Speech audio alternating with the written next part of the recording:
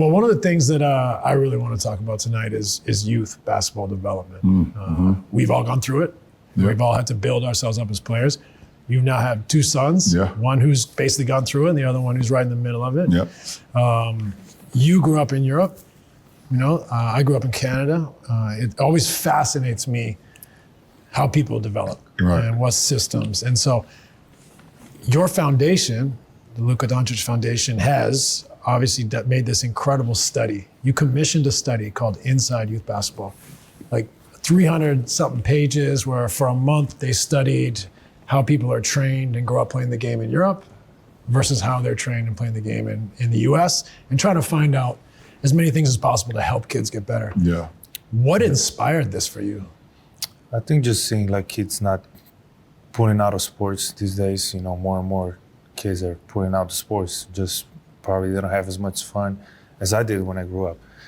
So that's why we have a study in America and a study in Europe. So we're trying to combine the weaknesses and the strength together. So, the main thing was just kids to have fun playing basketball, especially when you're young. You want to have fun, not think about anything, just go out there and have fun. So there's been a study that claims that 70% of kids quit youth sports by the time they're 13 because basically the joy is pushed out of it. Too much pressure, not enough fun. I'd love to know about your childhood. Like, how did you fall in love with basketball?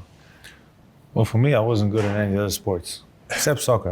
You're okay? Not like you. I've seen your first touch. Not like bad. You, but But I've also seen you hit a tennis ball. Yeah, I was playing a lot of sports. Yeah. Tennis, soccer, and basketball were the main ones.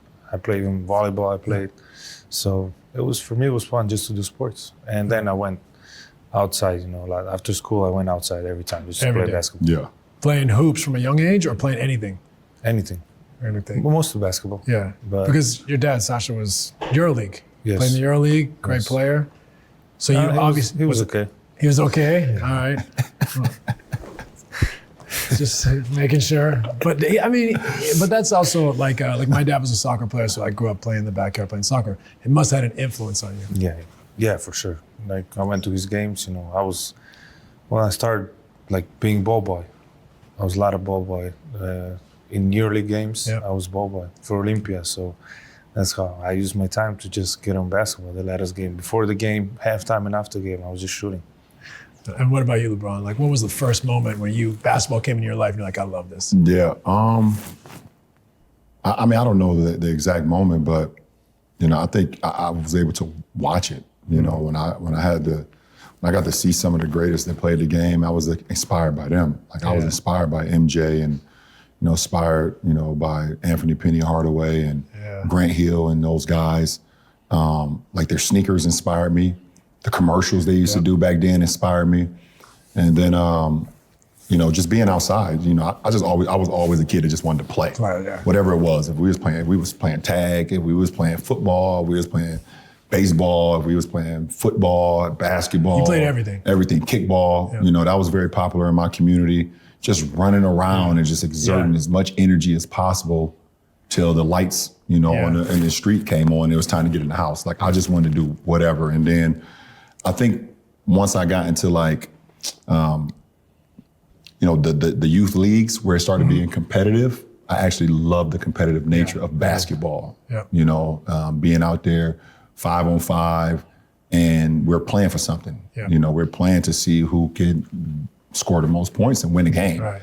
And then ultimately it got to like, if we win the majority of the games, we can win something. We win a champ, have a banquet and have medals and little trophies. Like that stuff inspired me, because I watched, NBA guys and college guys at the end of the season, they get to host a trophy or whatever. I thought that was pretty inspiring. So, as a kid, you're just always inspired by the ones that's already doing it.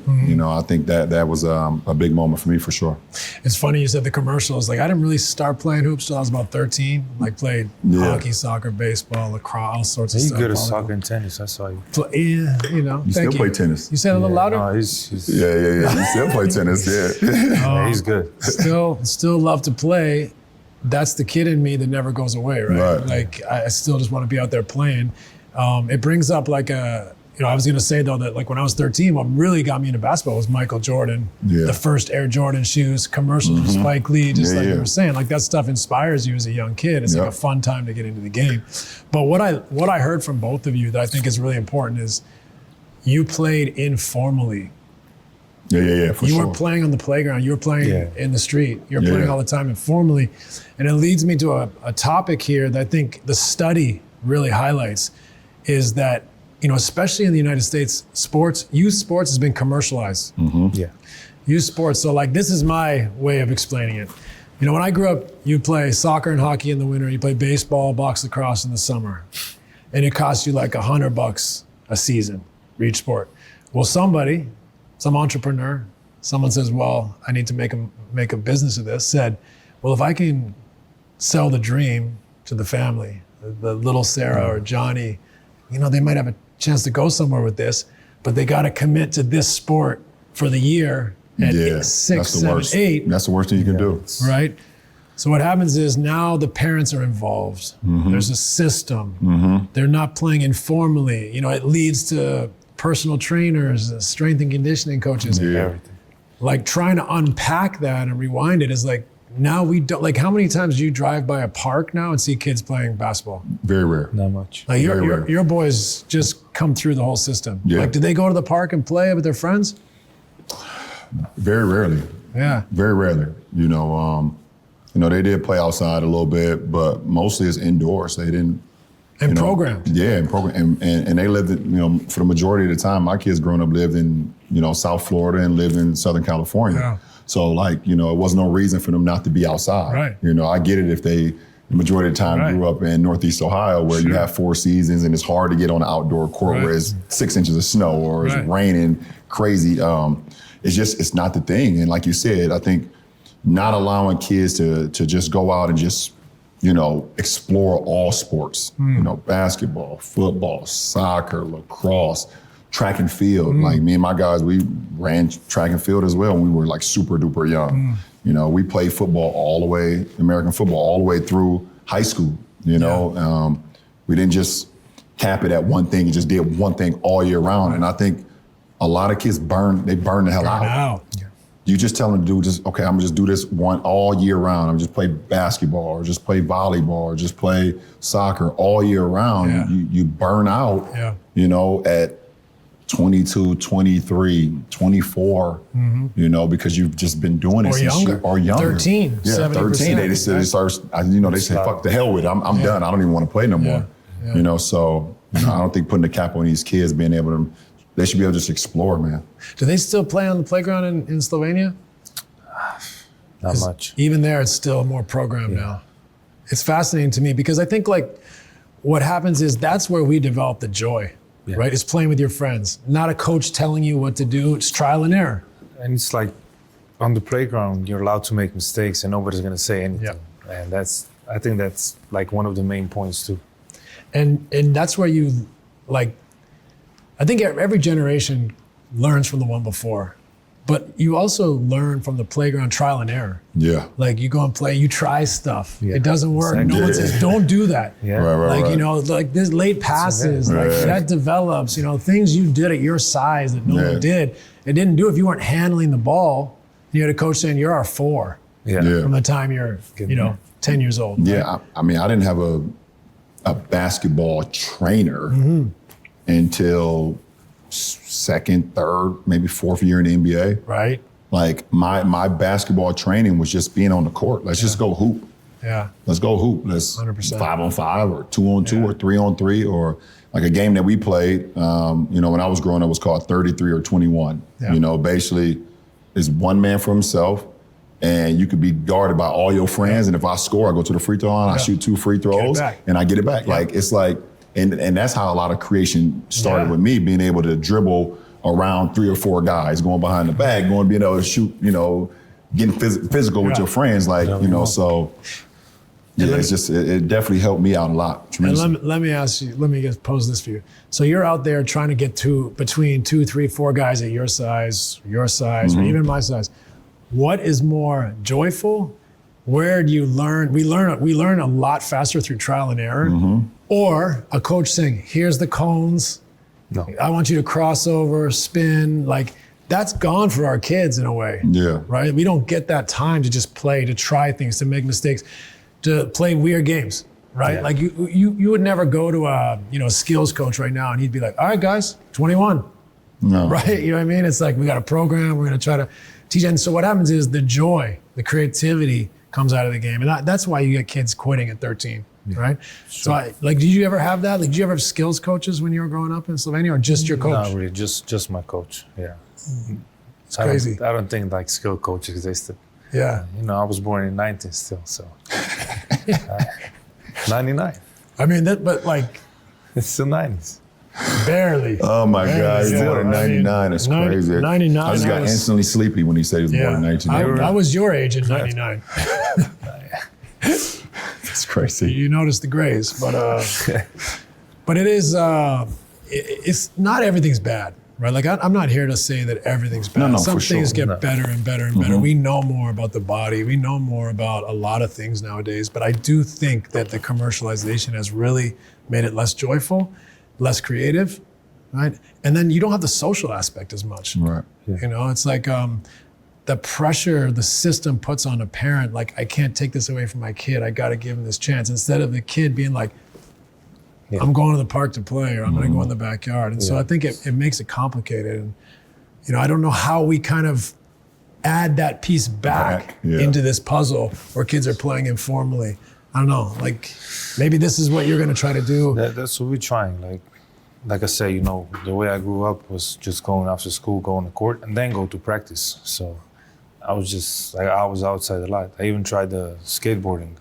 They built a new skate park when I was playing basketball. Yeah, so I even some tried moves? that. No. I was wearing everything. It wasn't good. I was too tall for that. That's amazing.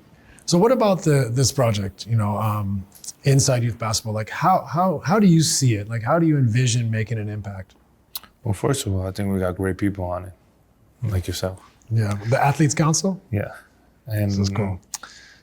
Just like we got people that grew up in different places playing basketball. So you grew up in Canada, Steph grew up in US, Dirk grew up in Germany, I grew up in Slovenia and Spain. So we're just trying to combine everything, like everything together, see the weaknesses, see the strengths. So just combine everything and let the kids have fun. That's the most important part. Let them have fun like I had when I was growing up. Yeah, it's a great concept. I mean, how can we put our heads together and like I said, a lot of what we're doing, and I'm not trying to disparage all skills coaches. It's just like it's become an economy. It's taken away the informal play. How can we put our heads together and kind of find a part of the puzzle that is informal, that isn't pressurized? So this is what you want to do, is to help educate coaches, programs, instill it in different places around the country? Yeah, and I'm saying, I think it's a lot for the kids, having all these different kinds. When I grew up, I didn't have anything. I just had one coach, and that was it. And I think we're putting a lot of pressure on kids nowadays. Yeah. Just by having strength coach, everything. Right. I think a lot of the problem is, with social media and everything, that a lot of people, and I can only speak for America because I grew up here and I live here, a lot of the skills coaches and trainers and stuff over that's involved in a lot of these kids' lives, they actually want to be more famous than the actual kid. They think they're more important than the actual kid that they're training. And their motive is not pure. Their motive is not pure. Like, they want to be on in the camera. They want to be recognized. They want to talk to the media. Say, for instance, I trained Luka for 2 summers and he has a breakout season. Now they want to do interviews with people. Like, that's not the fucking objective. Right. The objective is to be there trying to help this kid get better, try to help this kid, in a sense of him seeing the game maybe further than what he did before. It's not for you now to be famous. And I think that also changed a lot of the landscaping too, of kids not knowing the purity or the essence and the beauty of the game. Yeah. Yeah, it's tough because I think for me, it all stems back to the commercialization. Yeah, for sure. Everything being a business now, trying to develop your business as a personal trainer, or your business as an AAU team, or now we have NIL or whatever it may be. I think that makes it tough. Now the parents feel the pressure of providing this for the kid. Whereas my parents were just like, do you want to play soccer this year? Great, you're signed up. You know what I mean? And then you go play, and then in the backyard you're playing with your friends. So it starts with that. I think like you said, we mentioned burnout, right? We mentioned burnout. We mentioned, a lot of players that are now committing to one sport early. There's been studies done of NBA players coming in the league at 19. Their MRIs don't look the same because they didn't go and play football or baseball or change the dynamic and have that creativity, that joy, that fun. You've had 2 boys now going through it. Like, maybe talk a little bit about the systemic pressure. Like, what's that like as a parent to feel like all eyes on these kids trying to get a scholarship or whatever it may be? Yeah. I mean, for me as a parent, and like you said, having my 2 boys go through the whole AAU program, the all year round basketball seasons where it's never a break, like, I've made sure that our kids, and my wife included, have always taken a break. So what does that look like? What time of year, and how do you say it to them? Well, it usually takes part in like July, because I remember when I played, the last tournament was usually like right before the 4th of July. That was the last AAU tournament. And then you didn't play again until the fall when it cracked back up. Yep. Now there's like tournaments, right? 4th of July, right after the 4th of July. There's more tournaments in August. There's more tournaments like throughout the whole summer. There's money to be made. Yeah, absolutely. And myself and Savannah we've told our kids, like, this is not an all year round thing for you guys. 1, we don't want y'all to burn the hell out. And 2, there needs to be some family time involved as well too. Like, listen, we get it. We know y'all want to play or whatever the case may be, but there needs to be family time as well. And also, when you get away from things, it actually makes you even more hungry to get back to it. Right. And that's the burnout thing that we were talking about. It allowed them to come home and, okay, now it's your turn. You want to play the video game? Yeah. Go ahead, play the video game. You want to just hang with your friends? All right, cool. Sure. That's not going anywhere. Right. But I had an opportunity to be a part of it for so long because I grew up in that system as well. I grew up in the AAU system. I grew up in the tournament system. I grew up in the program system. But I also grew up going to a 5-star academy, where it was all outdoor basketball all day long. So I grew up in that era as well. And that definitely made us grow a love. If you can be outside on blacktop in the summertime in 95-degree weather, and you can actually see the steam coming up from the blacktop, and you still love it, then you already know that's what it is. You don't need to do that all year round to know that I love that if I came back to it. So, I think we did a great job as far as just making sure, yes, if this is what you want to do, you're committed to it, okay, cool. But also, there's no problem with just, taking a little break here and coming back to it. It's no problem at all.